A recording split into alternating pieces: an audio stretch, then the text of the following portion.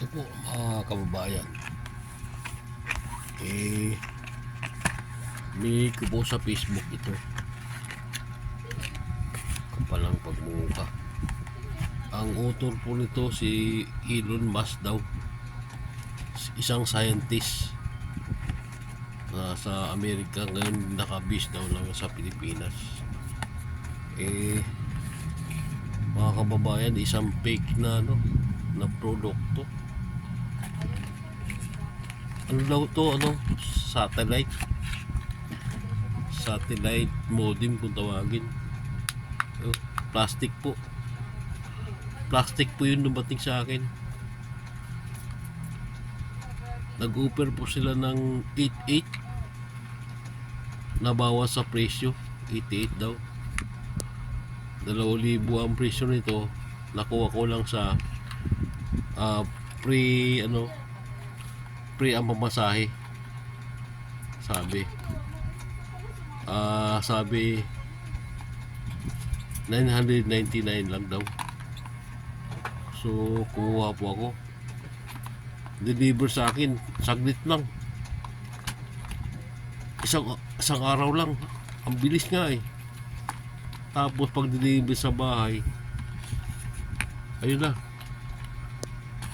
imbis 99 lang babayaran, 1,400 po mga kapatid, mga kaibigan. Piki po, satellite daw to, yung preload daw, satellite daw, yung wifi satellite modem kung tawagin nila. Yun po, piki.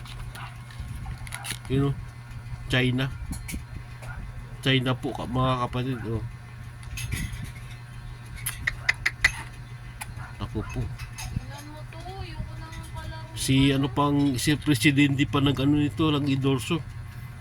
Elon Musk ang pangalan ng mama na scientist daw, galing ng buwan. Kaya nainganyo po ako, kapatid, mga kababayan. Piki po ito.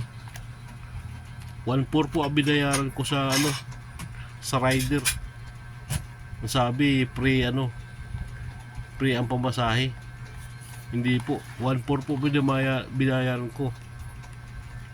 Imbis 99 lang, 999, ang binayaran ko po is 1,400 po ang binayaran ko. Ito pong pangalan nito is Ultralink. Meron namang isa, or Starlink naman yung isa. Parehas din sila. Ni Elon Musk. Ang kapal ng pagmumuka. Yun, sabi may daw tawag to, pa English pa, yung pala kawatan pala yun sa social media. Hayop na Elon Musk na yun. Dinamay pa si presidente. Si presidente endorso niya, si presidente Marcos. Kapal ng pagbuka. Sa Facebook po ito, nakikita po, mga kapatid, mga kababayan, sa Facebook. Yan po. Sana mahuli to mga to. Ang kakapal ng pagmumuka. Yan yan po, kapatid. Kapal ng pagmumuka. Ipopost ko sa Facebook to, para mga kababayan natin hindi nakita ko to sa Facebook yung pala peki. Daw modem satellite. Yan po, salamat sa Diyos.